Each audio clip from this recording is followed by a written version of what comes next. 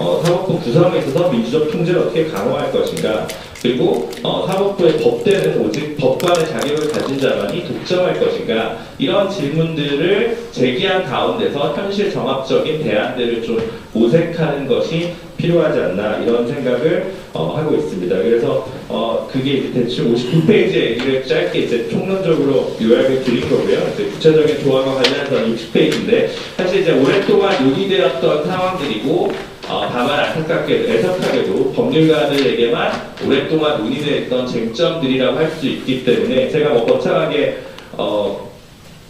사법의 민주화라는 태제를 여기다 꼭 같이 붙여가지고 데코레이션 하는 거 아니야라고 생각을 하실 수도 있습니다. 하지만 오히려 역으로 보면 이 모든 어떤 제도가 문제니까 바꿔야 된다로 개별 조항만, 모든 개별 조항을 제가 적시한 게 아니라 이 사법의 민주화라는 요청에 어느 정도 응답해야 될 필요성이 있는 조항들만 좀 꼽으려고 했습니다. 그렇게 좀 이해를 해주셨으면 좋겠고요. 이제 먼저 그 검사의 독점적 영장 청구권입니다. 근데 아시는 분은 아시겠지만 이제 압수수색 과정은 굉장히 강제 수사이고 폭력성을 다소 동반할 수 있기 때문에 법률가의 통제를 받아야 되는 것이 기본적인 요청이자 원칙입니다. 근데 그것이 이제 법관에 의한 통제냐, 아니면 검사에서까지 이중 통제 장치가 필요하느냐라는 쟁점인데요. 이제 우리 검찰 자체가 그 영장 청구권부터 형 집행권까지 굉장히 사법 분야에서 굉장히 많은 권한을 독점적으로 행사하고 있기 때문에 생기는 문제가 되게 큽니다. 그래서 물론 이제 이 제도가 생긴 이유는 외전 때부터 경찰이 다소 포괄적으로 했던 그 역사와 같이 연동되어 있기 때문에 이러한 통제가 좀 필요하다라는 반론이 이제 만만치 않습니다만은, 또 다른 면에서 생각하면 예를 들어 뭐 근로감독관이라던가 뭐 공정거래위원회 이런 데서 일정한 사법경찰관들이 왜 필요에 따라서 영장 청구권을 뭐 신청하는 주체가 될 수는 없겠느냐, 뭐 이제 여러 가지 이제 제도적인 방안들을 고려해 볼 수 있을 텐데, 이제 그에 관한, 혹은 이제 그 각각의 부서, 검찰이 아닌 부서에 존재하는 어떤 영장 청구를 할 수 있는 법률가의 존재라든가 여러 가지 이제 다양한 제도가 있을 텐데, 현재 체제로는 이제 검사가 무조건적으로 영장 청구권을 행사할 수 있도록 되어 있기 때문에 이 부분은 어떤 공세조항적인 역할을 한다는 측면에서 좀 바뀌어야 된다는 거고요. 그 다음에 이제 조금 줄이겠습니다. 짧게 하겠습니다. 이제 그 국선변호인 제도는 그 기소 이후의 단계에서 진행됩니다만, 가장 핵심적인 내용들은 아무리 우리가 공판 중심주의를 외쳐도 수사 단계에서 모두 이루어집니다. 그래서 피의자 단계에서 경찰 앞에 있을 때, 검사 앞에 있을 때 국선변호인의 조력을 받을 권리, 이제 흔히 미국에 있는 뭐 퍼블릭 디펜더, 형사공공 변호인 제도 같은 것들이 좀 도입될 수 있게 차제에 좀 욕심을 부려서 헌법에 좀 조항을 넣자라는 제안이고요.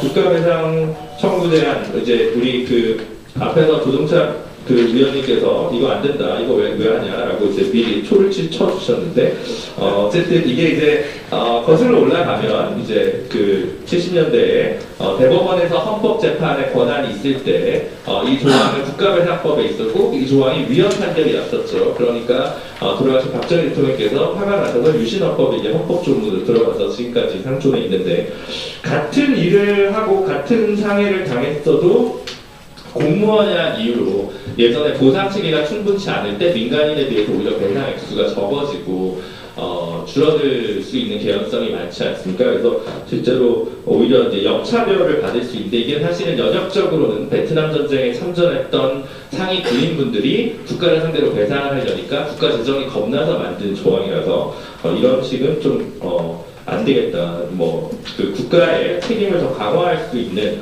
인권이 보장될 수 있도록 공무원에게도 예외 없이 적용되려면 이 규정을 차제에 삭제하는 것이 맞을 것 같고요. 국가폭력과 관련돼서는 공소시효를 배제하는 규정을 좀 넣을 필요가 있겠고요. 좀 전에 존재하는 범죄 피해자 구조 청구권 같은 경우도 정신적 피해까지 좀 차제에 넣는 것이 필요하겠다. 그리고 현재 현행헌법 27조에 나와 있는 신속한 재판을 받을 권리는 있는데, 공정한 재판을 받을 권리, 뭐 딴에는 특정한 분들은 이제 이건 레토릭 수사에 불과한 것이 아니냐라고 얘기할 수 있겠지만, 저희가 그 비준한 시민 ICCPR이죠. 그 시민 정치적 권리에 관한 규약에도 이제 공개적으로 설명하고 있고, 유럽 기본권 헌장에서도 채택하고 있는 공정한 재판을 받을 권리도 좀 넣어야겠다는 거고요. 뭐 이거는 이제 큰 비쟁점 사안인 것 같아서 넘어가고, 이제 법원의 민주화 관련해서 크게 두 개입니다만 뒤에 이제 토론문에 이별해 보면, 하나는 이제 법관만 법원을 가질 수 있냐. 예전에는 이런 조항을 넣으면 군인이 함부로 법원에 들어온다라고 생각을 해서 이 조항이 좀 어떤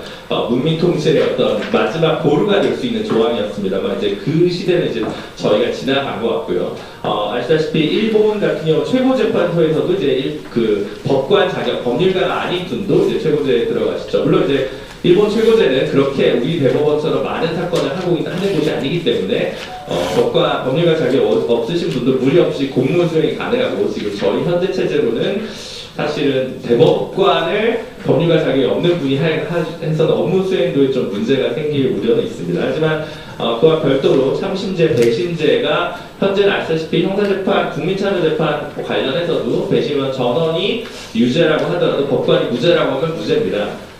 전원이 무죄라고 해도 유죄라고 유죄고요. 이제 이런 꼭 이제 그 불합리가 이제 꼭 되는 문제가 아니고 법감정에 의지한 재판이 가능하다는 문제는 아니지만 결국 사법 과정에서 민이 참여하는 폭을 넓히는 제도를 성안하는 것이 우리가 스스로 주체가 되고 주인이 되는 과정이 아니겠는가. 그렇다면 법관에게 독점적으로 부여되어 있던 법원 사법권을 법원으로 좀 전환을 해서 향후의 논의의 탄력성을 좀 가져왔으면 좋겠고요. 군사법원의 축소도 이제 현재 있는 조문들이 문제가 심지어 단심도 가능하도록 되어 있고 이제 개헌화해서 혹은 특수한 상황에서 민간인도 군사법원의 재판을 받을 수 있도록 되어 있습니다만 이런 규정이 이제 삭제돼야 되는데 이제 제가 알기로 국회 개혁특위 자문위원회 사법위 분과의 의견은 1심까지만 군사법원에 권한을 주고 이후에는 이제 일반 법원에서 상소심부터는 하도록 되어 있도록 알고 있습니다만 민변 인권단체 차원에서 일단 전시에는 평시에는 군사법원을 폐지하는 것이 이제 근본적인 해결책 아니냐. 지휘관 사법이라고 얘기되어 있는 군법원의 다양한 문제들, 갑질 대장들의 이제 낮은 처벌, 군 내에서 다양하게 일어나고 있는 성폭력 문제에 대해서도 좀 다른 이중잣대 등등을 생각했을 때 군사법원의 그 권한은 축소돼야 된다고 생각을 하는데 다만 이게 국제법적으로 저희가 지금 전시인지 평시인지에 대해서 해석론이 나뉠 수 있다고 생각을 해서 그 부분과 관련해서는 조금 저도 토론 분들이나 이런 분들의 의견을 좀 얘기했으면 좋겠습니다. 그리고 쟁점이 되는 쟁점 사안이 이제 사법평의의 쟁점이겠습니다만 결국 저희 민변 같은 경우도 법률가 단체로서 그 검찰개혁이나 법원개혁에 관해서 다양한 목소리를 내었지만 상대적으로 사법행정에 대한 개혁의 목소리는 좀 우선순위에 뒤로 밀려 있었습니다. 근데 이런 것들이 결국 올 초 양승태 대법원장 체제에서 법원행정처 블랙리스트, 법관 블랙리스트 의혹 사건이 제기되면서 이와 관련돼서 법원행정에 대한 개혁, 사법행정에 대한 개혁의 목소리와 이 개헌 국면 이 두 개가 만나서 오늘 사회를 보고 계신 황도수 교수님들이 이제 부착을 하셔서 이제 스페인에 있는 이 제도에 대한 논의가 우리 사회에 조금 더 소개된 부분이 있는 것 같습니다. 근데 이 부분과 관련해서 다양한 반론이 있고 아직 논의의 폭이 그렇게 밀착도가 높지 않아서 어쨌든 사법행정과 재판이 이원화되고 대법원장에게 독점적으로 행사되어 있는 인사권이 분산돼야 된다라는 문제의식은 동일할 텐데 그와 관련된 해결의 솔루션이 구체적으로 사법평의회라는 사법행정기구를 헌법기구화까지 할 것인가 말 것인가에 대해서는 이견과 반론이 충분히 있을 수 있을 거라고 생각합니다. 그래서 다만 이제 다른 제안으로 제가 발제문에 적어놓은 부분들이 사법평의회가 반드시 배치되는 것은 아니라고 생각하고요. 이 논의와 뒤에 나올 그 헌법재판소의 민주적 구성과 관련된 부분은 결국 관련이 있을 텐데 즉 뒤에 있는 얘기를 먼저 하면 아시다시피 이제 우리 헌법재판소는 사법부 3인, 국회 3인, 대통령 3인이 구성을 하도록 되어 있는데 저희 제안은 국회가 9명을 모두 임명을 하도록 해서 다양성을 확보하자는 것이고요. 현재는 기계적 중립의 외관을 갖추고 있지만 실제로는 집권 여당이 9분 중에 7.5명을 임명할 수 있는 구조로 되어 있기 때문에 오히려 다양성을 해치는 구조이고 이와 마찬가지로 제왕적 대법원장이 사법부 독립이라는 이름하에 대법원장이 모든 권한을 행사할 수 있던 것에서 사법행정기구도 인사권을 행정권을 행사하되 일부 국회를 통한 민주적 통제를 좀 받아야 되지 않겠냐라는 것이 골자인 것 같습니다. 그런데 이와 관련해서 반론이 여러 가지 있겠으나 뒤에 71페이지에 나와 있듯이 이 모든 것은 현재 국회가 민의로 제대로 반영되어 있지 않는 원구성, 즉 앞부분에 있던 권력구조 부분 나와 있죠. 그래서 저희가 생각하기에도 정치개혁이 전제되지 않는 한 이 민주적 통제의 이름을 통해서 헌재와 법원이 더 국회 통제를 더 받을 수 있는 것은 돼서는 안 될 것이다. 그것은 그러니까 좀 더 위험하다는 생각이 좀 들고요. 그래서 오히려 대통령제의 응답성이 더 강하다고 볼 수도 있어서 현재 국회의 원 구성의 개혁이 좀 바뀌지 않느냐 이렇게 하는 것은 안 된다는 전제가 마찬가지 좀 떨어져 있고요.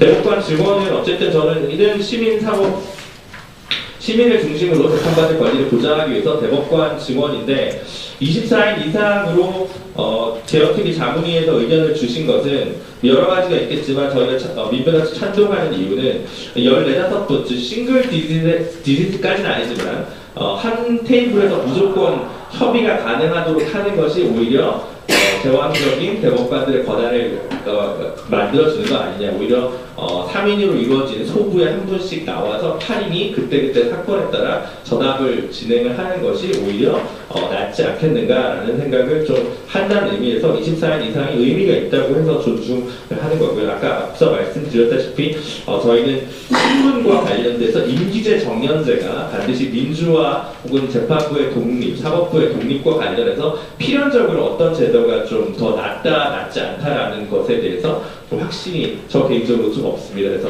그 부분에 대해서는 일단 현행법에서도 현행헌법 제도에서도 일정한 또 유효성들이 있다고 판단되기 때문에 현행헌법을 좀 존중해야 되는 거 아닌가라고 생각하고요. 마지막으로 사실은 아시다시피 이제 가장 반민주적 제도를 하면 이제 헌법재판소의 존재 그 자체라고 얘기할 수 있겠습니다만 헌법 개정 과정은 결국은 이제 민의 지지를 해야 되는데 제가 생각할 때는 선출직에 대한 탄핵은 소환제도로 대체되는 것이 많고 정당 해산 제도는 선거를 통해 심판받는 것이 맞다고 생각하지만 애석하게도 두 개의 판결에 대해서 국민들은 모두 지지하고 있는 듯하여 현재 이를 개헌사항으로 제안하기엔 좀 다소 무리가 있다고 생각합니다. 그래서 그 부분에서는 소법 개정하는 정도로 의견을 드리고요. 네, 좀 긴 시간 말씀을 드렸는데 어쨌든 개헌은 언제나 아쉬울 것이고 그러나 4.19 혁명 이후에 6월달에 바로 이루어진 개헌, 87년 6월 항쟁 이후에 9월달에 만들어진 개헌에 비해서 우리는 훨씬 더 많은 시간을 확보하고 있다는 점에서 저는 긍정적으로 이번 개헌 과정을 여전히 좀 바라보고 있다. 개헌은 언제나 졸속적이고 아쉽지만 이 다음 과제를 남긴다고 생각하고요. 모든 것을 지금 할 수는 없겠지만 한 걸음 더 나아갈 수 있는 개헌이 됐으면 좋겠고 사법 분야에 관한 개헌도 몇몇 제가 제기한 쟁점들에 대해서 학계나 시민단체 반대는 적더라도 검찰과 법원의 반대는 좀 있을 것으로 예상되는데 이런 부분이 어느 정도로 좀 진전될 수 있었으면 되기를 소망합니다. 이상 발언 마치겠습니다. 감사합니다.